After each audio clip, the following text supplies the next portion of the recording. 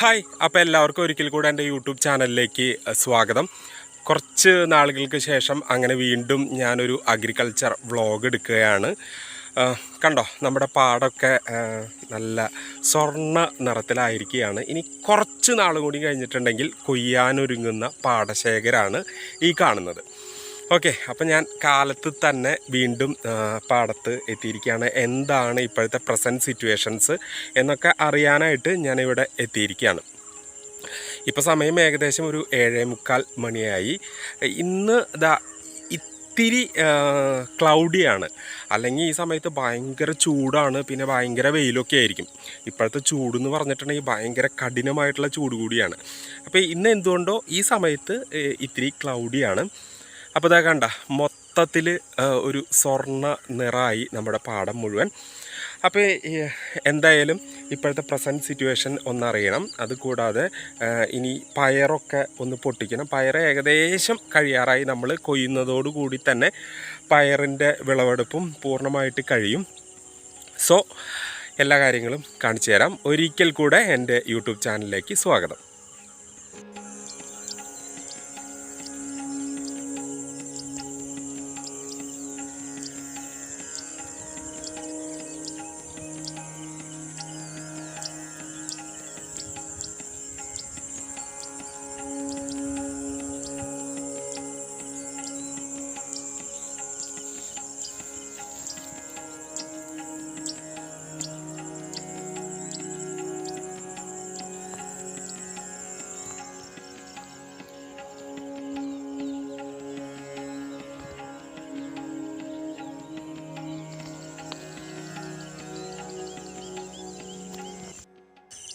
ഇനി ഞാനൊരു കാര്യം കാണിച്ചു തരാം.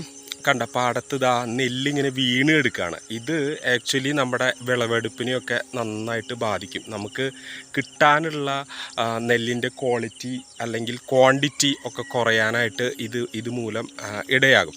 കാരണം ഈ സമയത്ത് ഓൾറെഡി നെല്ല് വീണ് കഴിഞ്ഞിട്ടുണ്ടെങ്കിൽ കൊയ്തെടുക്കാൻ അത് ബുദ്ധിമുട്ടുണ്ടായിരിക്കും. പിന്നെ ആ ഒരു നെൽമണി താഴെ ഉതിർന്ന് വീണു പോവും. അപ്പോൾ നമുക്ക് കിട്ടേണ്ട വിളവിനെ അത് ബാധിക്കും, വിളവ് കുറയ്ക്കും.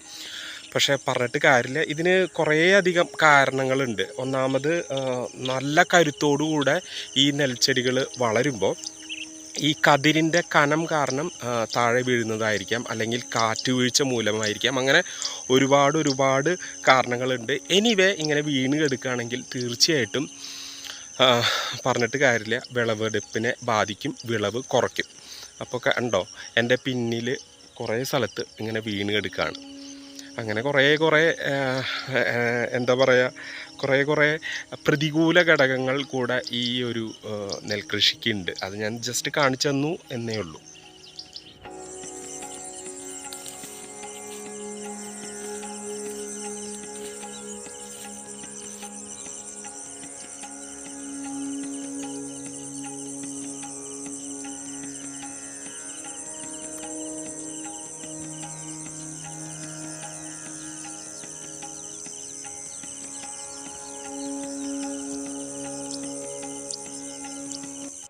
അപ്പോൾ എന്തായാലും നമുക്ക് പയറും കൂടെ പൊട്ടിക്കണം. ഞാൻ പറഞ്ഞ പോലെ പയറൊക്കെ കഴിയാറായി. ഏകദേശം ഈ കൊയ്ത്ത് കഴിയുന്നതോടു കൂടെ തന്നെ പയർ മൊത്തത്തിൽ തീരും.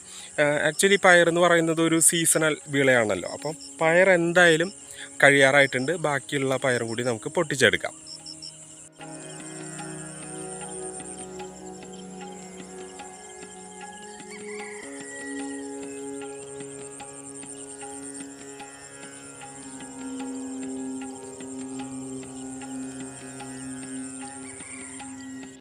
എനിക്ക് ഇവിടേക്ക് വരുമ്പോൾ ഏറ്റവും കൂടുതൽ ഇഷ്ടം തോന്നുന്നതും അതുപോലെ തന്നെ മനസ്സിന് ഏറ്റവും കൂടുതൽ പോസിറ്റീവ് ഒരു എനർജി തരുന്നതും എൻ്റെ ഈ പുറകിൽ കാണുന്ന ഈ ചാലിലത്തെ അമ്പൽപ്പൂക്കളാണ്, പിങ്ക് അമ്പൽപ്പൂക്കൾ.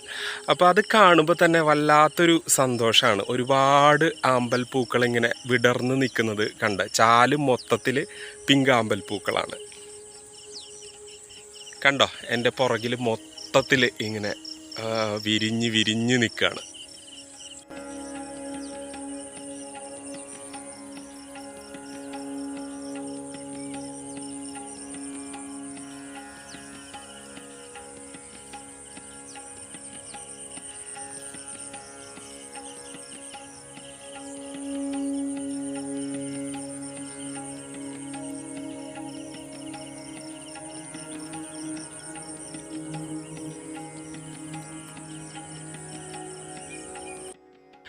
എന്തായാലും ഒരു മാക്സിമം ഒരു 20 ദിവസത്തിനുള്ളിൽ നമ്മളിവിടെയൊക്കെ കൊയ്ത്ത് പൂർത്തിയാവും. ഇക്കൊല്ലം നല്ല വിളവ് കിട്ടും എന്നാണ് പ്രതീക്ഷിക്കുന്നത്. വേറെ പ്രശ്നങ്ങളൊന്നും ഇതുവരെയില്ല. കുറച്ച് സ്ഥലത്ത് വീണു എന്നല്ലാതെ വേറെ പ്രശ്നങ്ങളൊന്നും ഇല്ല. അപ്പോൾ നല്ല വിളവ് കിട്ടും എന്ന് തന്നെയാണ് ഒരു പ്രതീക്ഷ.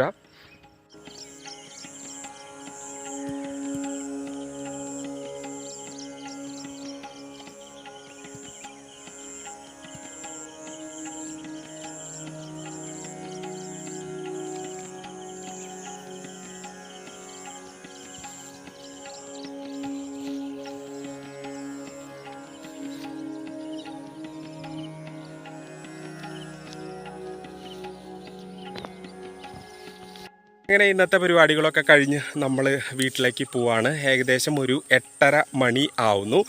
നല്ല വെയിലുണ്ട്, സഹിക്കാൻ പറ്റാത്ത അത്ര വെയിലുണ്ട്.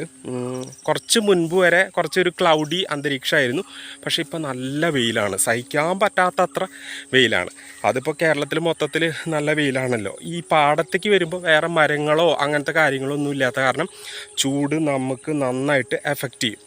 എന്തായാലും ആദ്യം ഈ പാടത്തിനൊരു പച്ചപ്പായിരുന്നു, പിന്നെ കടും പച്ചയായി, ഇപ്പോൾ ദാ സ്വർണ്ണ നിറത്തിലുള്ളതായി. ഏകദേശം 10-15 ദിവസത്തിനുള്ളിൽ കൊയ്ത്തൊക്കെ കഴിയും. അപ്പോൾ അതിനുവേണ്ടി വെയിറ്റ് ചെയ്യാണ്. നിങ്ങൾ എൻ്റെ അഗ്രികൾച്ചർ വ്ളോഗിന് തരുന്ന എല്ലാവിധ സഹകരണത്തിനും ഹൃദയം തൊട്ട് നന്ദി പറയുന്നു. അപ്പോൾ അടുത്ത വീഡിയോയിൽ കണ്ടുമുട്ടാം. അതുവരേക്കും എല്ലാവർക്കും നന്ദി, നമസ്കാരം. ഒരിക്കൽ കൂടെ നന്ദി പറയുന്നു. താങ്ക്